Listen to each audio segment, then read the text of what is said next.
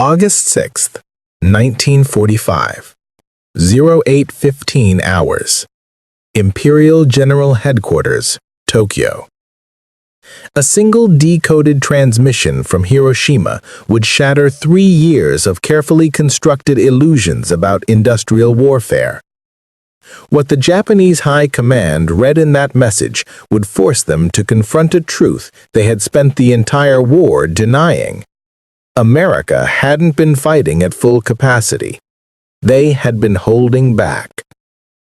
The basement war room beneath the Imperial Palace sat 90 feet underground, insulated by reinforced concrete walls 4 feet thick. On the morning of August 6, 1945, the space hummed with the familiar rhythm of a losing war.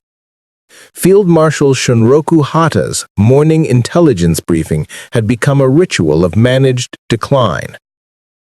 At precisely 08:15 hours, Communications Officer Lieutenant Colonel Takeshi Yamamoto burst through the steel door without the customary bow. In his hands, he carried a decoded transmission that would fundamentally alter how Japan's military leadership understood the war they had been fighting. The message was fragmentary, transmitted by the Hiroshima Regional Military Command before all communications ceased. Entire city destroyed by single bomb. Blast radius exceeds all previous bombardment. Unknown weapon type. Casualties catastrophic. Request immediate. The transmission ended mid-sentence. General Yoshijiro Umezu, Chief of the Imperial General Staff, read the message 3 times. His first assumption was that American B-29s had conducted the largest conventional bombing raid of the war, perhaps 500 aircraft dropping incendiaries simultaneously. The mathematics seemed impossible otherwise. Hiroshima was a city of 350,000 people spread across 27 square miles. But additional reports arriving throughout the morning told a different story. Weather reconnaissance had reported only 3 B-29s over Hiroshima that morning. 3 aircraft, not 300, 3. Admiral Soemu Toyoda, Chief of the Naval General Staff, stood at the massive wall map tracking every known American military asset in the Pacific. His intelligence staff had become exceptionally skilled at predicting American operations. They knew bomber formations, typical ordnance loads, and expected damage patterns. Nothing in 3 years of air war suggested 3 aircraft could destroy an entire city. By 10 o'clock hours, reconnaissance flights attempting to reach Hiroshima reported something unprecedented. Pilots described a mushroom-shaped cloud rising over 40,000 feet, visible from 150 miles away. The cloud glowed with colors they had never seen, purples and oranges that seemed to pulse with internal light. Foreign Minister Shigenori Togo received the first eyewitness account at 11:30 hours from a railway official who had been 15 miles outside Hiroshima.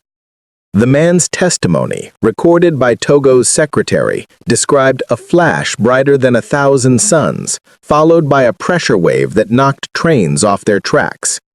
He reported that the entire city center had simply vanished, replaced by a firestorm visible from the mountains. The afternoon meeting of the Supreme War Council convened at 1400 hours in complete silence. Prime Minister Kantaro Suzuki, who had survived multiple assassination attempts for even suggesting peace negotiations, read the accumulated reports. His hands trembled slightly as he placed the documents on the table. "Gentlemen," Suzuki began, "we must consider what this means." General Korachika Anami, the Minister of War and the most ardent advocate for continuing the fight, spoke first. "American propaganda. They want us to believe they possess weapons they do not have. Hiroshima was destroyed by conventional bombing, and they are using deception to—" 3 aircraft, Admiral Toyoda interrupted, something he would never have done in normal circumstances. 3 aircraft, Anami-san. Our radar tracked them. Our observers watched them. 3. The room fell silent as the implications settled over them like volcanic ash. For 3 years, Japanese military doctrine had been built on a single premise. American industrial might could be overcome by Japanese spiritual strength and tactical innovation. The Americans could produce more ships, more planes, more tanks, but Japanese forces would fight with such ferocity that American casualties would become politically unbearable. This calculation had guided every decision since Pearl Harbor. When American industry produced 300,000 aircraft, Japan's leaders told themselves that Japanese pilots, though outnumbered, would fight with 10 times the spirit. When American shipyards launched cargo vessels so quickly that they outpaced German U-boats sinking them, Japan consoled itself that American sailors lacked the warrior's heart.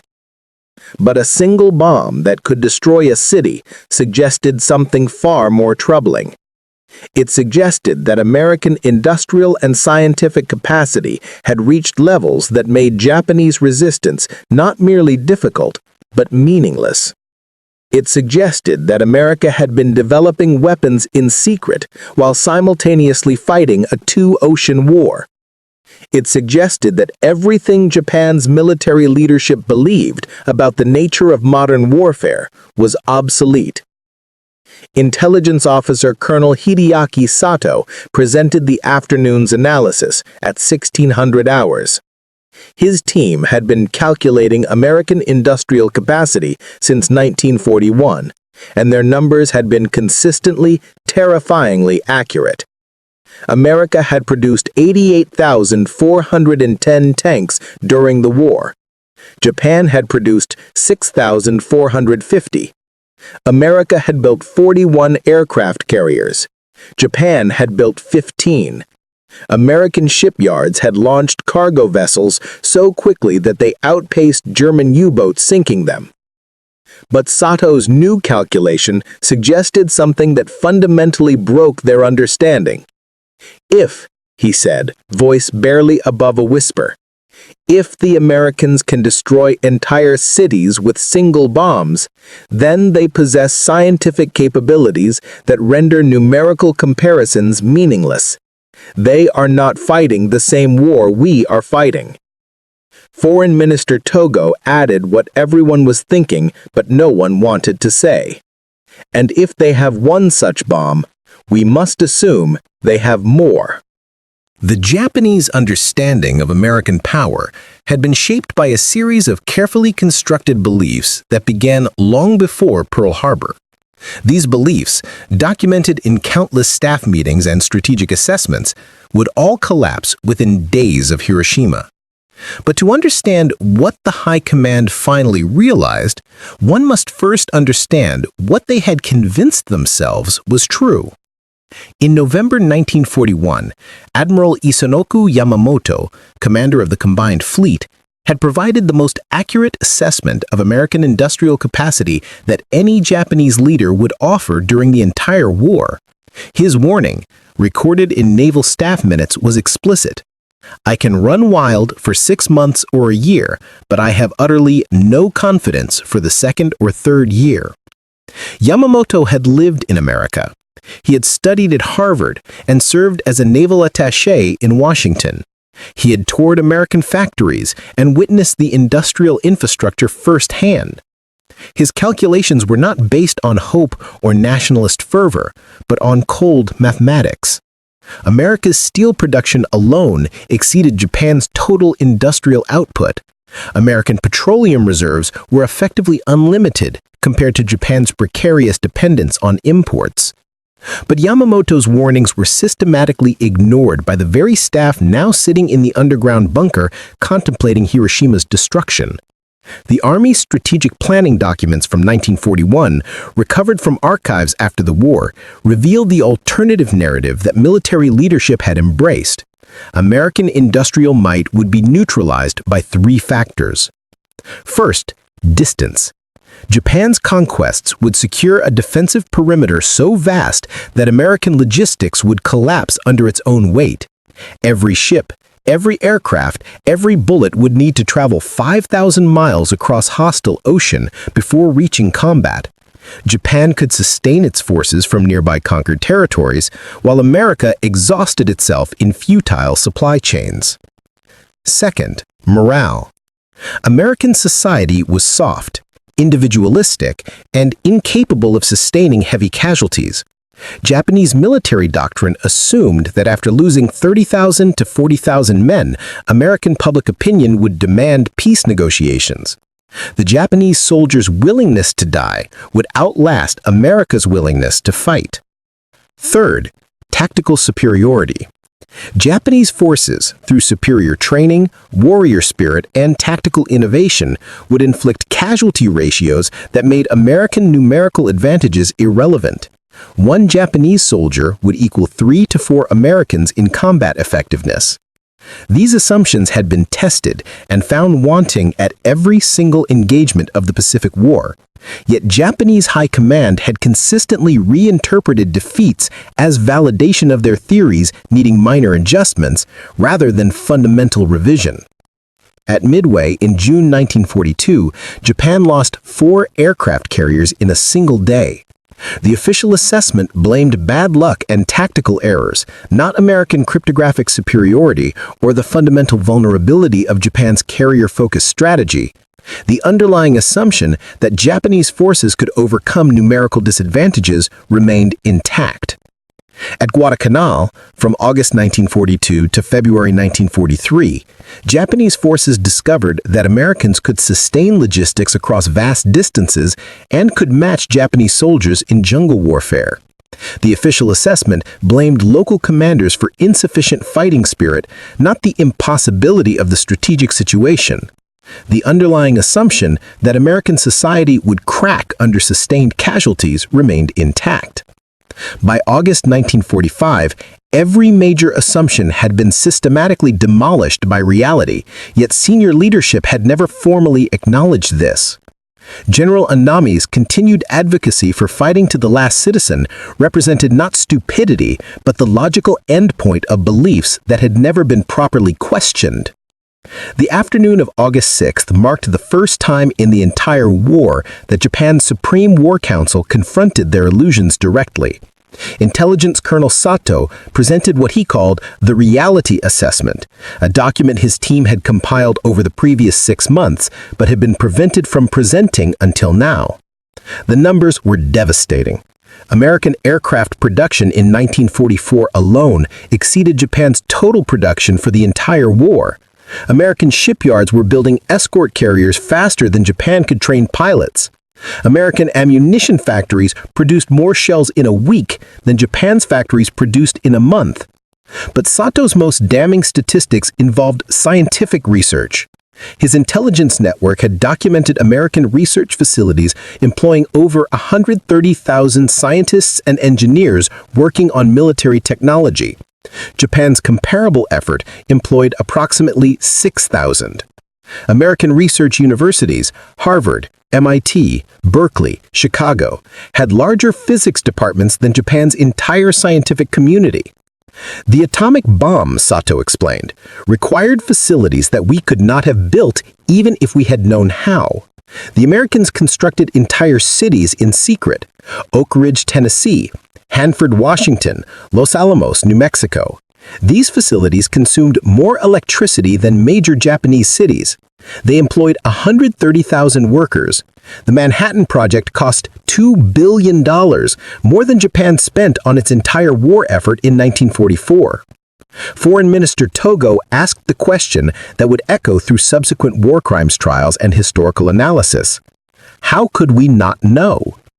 Sato's answer was uncomfortable but accurate. We knew, Foreign Minister.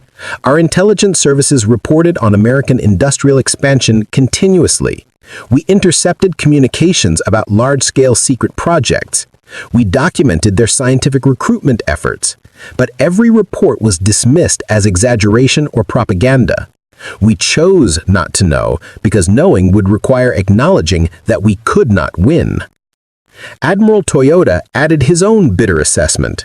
The Americans, he said, fought this war with one hand tied behind their back.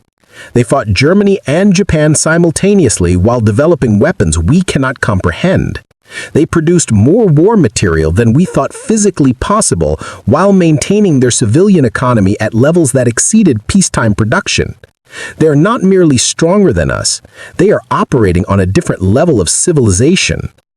This admission that America represented not just greater strength, but a different category of capability marked the fundamental shift in understanding. For 4 years, Japanese propaganda had portrayed Americans as materialistic and weak, dependent on machines because they lacked spiritual strength. The atomic bomb revealed this narrative as catastrophically wrong. The psychological impact extended beyond simple military calculation. Cabinet Secretary Hitsune Sakumizu recorded in his diary that evening, "We have been fighting an enemy we never understood. We assumed they thought as we thought, that their society functioned as ours functioned, that their limits matched our limits. Hiroshima proves we were fighting blind." August 7th, 1945 began with confirmation that made Hiroshima seem even more incomprehensible. Reconnaissance aircraft that finally penetrated the radiation zone transmitted photographs that would circulate among high command within hours. Major Tsuneo Kitamura, the pilot who flew the first successful reconnaissance mission, reported weather conditions he had never encountered. Updrafts so powerful they threw his aircraft 2,000 feet higher in seconds, air temperatures that spiked his instruments, and visibility obscured by smoke that rose in a column to the stratosphere. The photographs, developed by 1100 hours, showed something that military analysts initially refused to believe. The city center, approximately 4 square miles, had been completely flattened. Not destroyed in the conventional sense where rubble and building foundations remained, but flattened to bare earth. Structures had been vaporized. The reconnaissance team estimated that everything within a mile of the blast center had ceased to exist in any recognizable form. Intelligence analysts compared these images to conventional bombing results. The most devastating conventional raid of the war, the Tokyo firebombing of March 9-10, 1945, had required 334 B-29 bombers dropping 1,665 tons of incendiaries over 3 hours. Hiroshima's destruction exceeded that raid's devastation, accomplished by a single bomb from a single aircraft in a single instant. The Supreme War Council reconvened at 1400 hours on August 7th with new intelligence that fundamentally altered the strategic landscape. Soviet Foreign Minister Vyacheslav Molotov had summoned Japanese Ambassador Naotake Sato to the Kremlin at midnight Moscow time. The message was brief. The Soviet Union would consider itself at war with Japan, effective August 9, 1945. This announcement shattered Japan's final strategic hope. For months, Japanese diplomacy had worked desperately to negotiate Soviet mediation for peace terms. The fantasy was that Stalin, never fully trusted by his American and British allies, might broker an arrangement that preserved some Japanese territory and prevented occupation. The Soviets entering the war eliminated this possibility completely. General Anami's face, according to multiple witnesses, went pale as the implications registered. Japan now faced enemies on all fronts, with no prospect of negotiated settlement. American atomic weapons from the east, Soviet armies from the north, British Commonwealth forces from the south, and Chinese resistance continuing in occupied territories. The empire that had once stretched from the borders of India to the mid-Pacific was being compressed back toward the home islands with crushing force. Foreign Minister Togo presented the stark reality. We have 3 choices: surrender unconditionally, fight until every city is destroyed by atomic weapons, or fight until Soviet and American forces invade and Japan ceases to exist as a nation.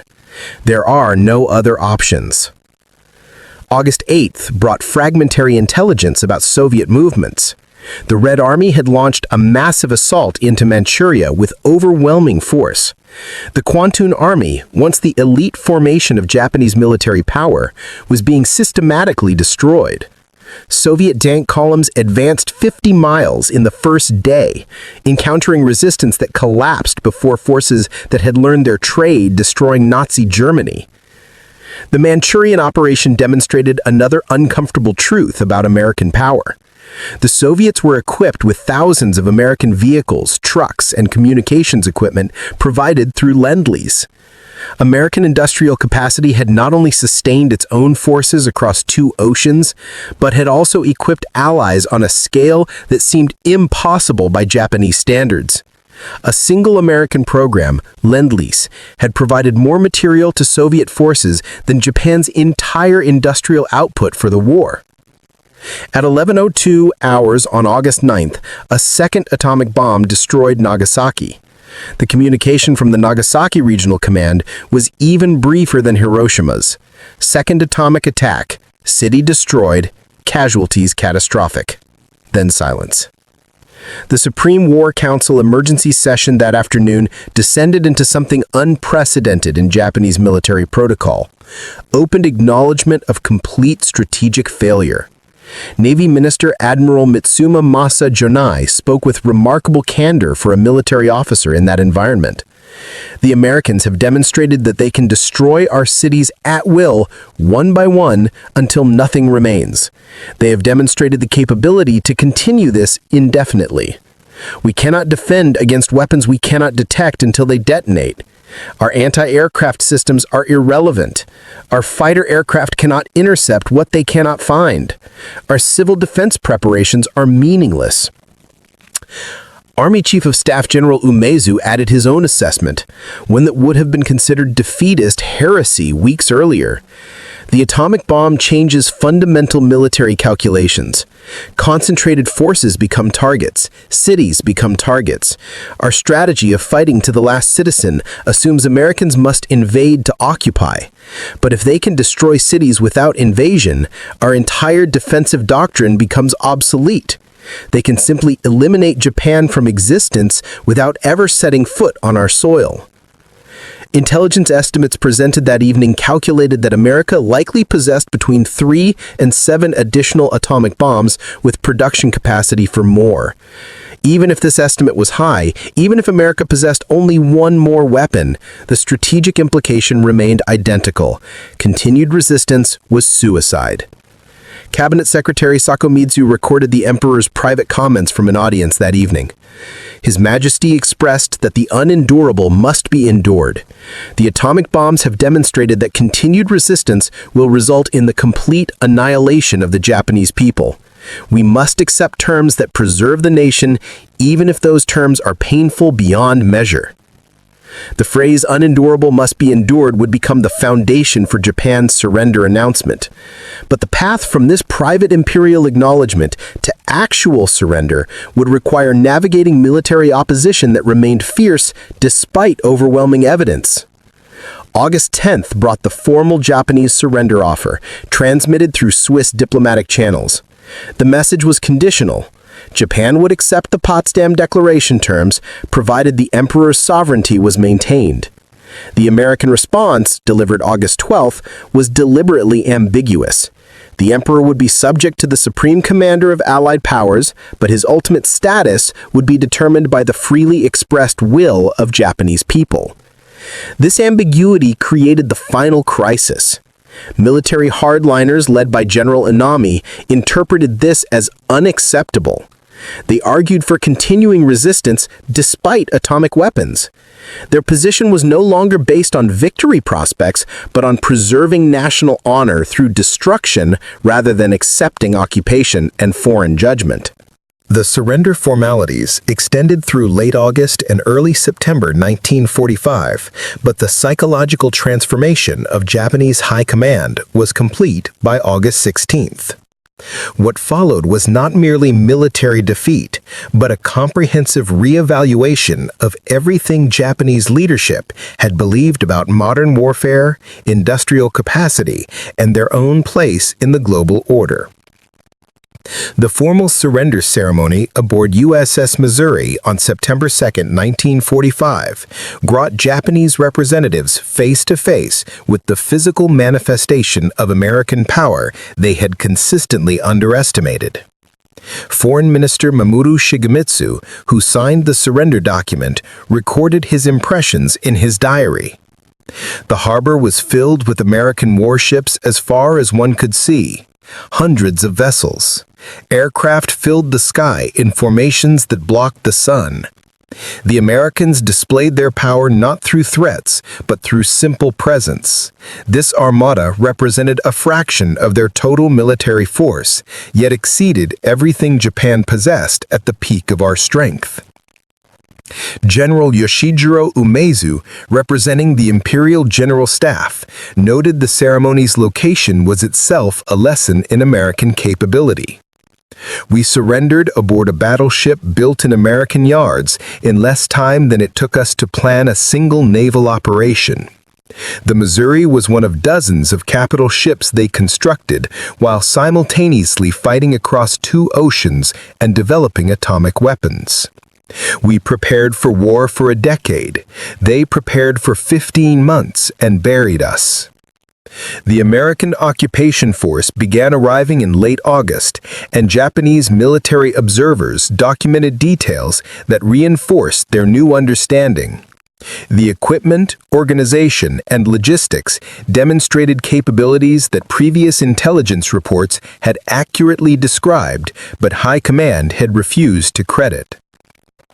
A single American infantry division moved with more trucks than the entire Imperial Army possessed.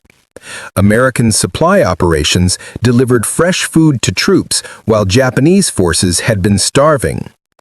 American medical facilities treated injuries that Japanese military medicine considered untreatable. Intelligence Colonel Sato compiled his final report in September 1945 titled Why We Lost, an assessment of strategic miscalculation. The document, now preserved in Japan's National Institute for Defense Studies, provided brutal honesty. We lost the war in December 1941 when we attacked an enemy we did not understand.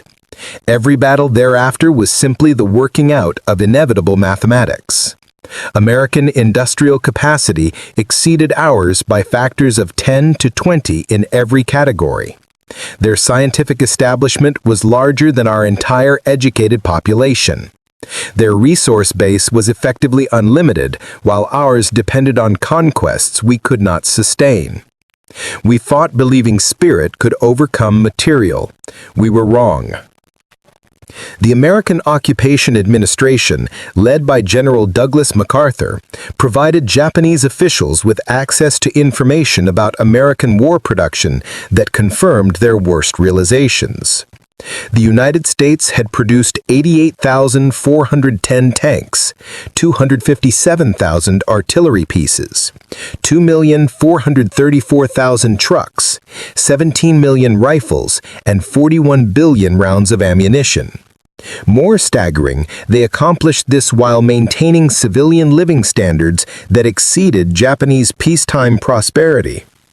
Former Prime Minister Suzuki, in conversations recorded by American occupation historians, articulated what Japanese leadership had finally grasped. We thought we were fighting a nation of merchants who valued profit over honor, comfort over sacrifice. We were catastrophically wrong. We were fighting the most productive civilization in human history, one that could simultaneously sustain mass consumer economy and total war production. They didn't choose between butter and guns. They produced both in quantities we found incomprehensible. The Manhattan Project's details, gradually revealed to Japanese scientists through occupation channels, provided the most humbling lesson. The project had employed 130,000 people and cost $2 billion, more than Japan's entire 1944 military budget. It required constructing facilities that consumed more electricity than major cities. It involved theoretical physics at levels Japanese scientists hadn't imagined possible. The atomic bomb wasn't merely a weapon, but evidence of scientific and industrial capacity that placed America in a different category of civilization. Admiral Toyoda's final assessment, written in 1946 for occupation historians, captured the complete reversal of Japanese military thinking. We began the war believing American democracy made them weak, their diversity made them disunited, their wealth made them soft. We ended the war understanding that democracy enabled innovation, diversity provided talent, and wealth funded capabilities we couldn't match.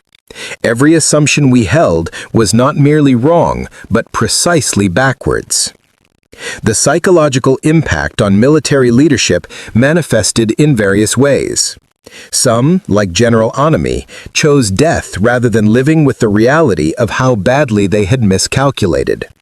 Others, like Admiral Yonai, became advocates for complete demilitarization, arguing that Japan's militaristic culture had led to catastrophic strategic blindness. Most simply struggled to reconcile the warriors they believed themselves to be with the reality that they had led their nation into an unwinnable war through systematic self-deception. Japanese historians, working under occupation supervision, began documenting how thoroughly intelligence reports had been ignored. Accurate assessments of American production had been dismissed as defeatism. Warnings about American scientific capabilities had been suppressed as harmful to morale. Evidence that Japan was losing the war had been reinterpreted as temporary setbacks requiring more fighting spirit. The entire command structure had created an information environment where truth became treason and optimism became policy. The final lesson Japanese High Command absorbed was perhaps the bitterest. American power had not been fully deployed. The United States had fought a two-ocean war while maintaining substantial forces in reserve, developing next-generation weapons, and preparing for conflicts that might follow. The atomic bombs represented not America's maximum effort, but what they could accomplish while simultaneously doing a dozen other things. Japanese forces had fought with total commitment of every resource. American forces had fought with comfortable margins everywhere. By 1947, when American occupation officials conducted comprehensive interviews with former Japanese military leadership, the transformation was complete. General Umezu's testimony to occupation historians summarized what Japanese High Command had finally understood. We lost because we never understood our enemy. We attributed to them our weaknesses, limited resources, narrow industrial base, inflexible thinking, when they possessed the opposite. We believed our own propaganda when we should have believed our intelligence services. The atomic bomb was not the cause of our defeat. It was the final proof that we had been defeated from the moment we started fighting an enemy we never truly comprehended. We learned too late that courage cannot defeat chemistry, spirit cannot overcome steel, and determination means nothing when facing an enemy who possesses both determination and 10 times your capacity to give it physical form.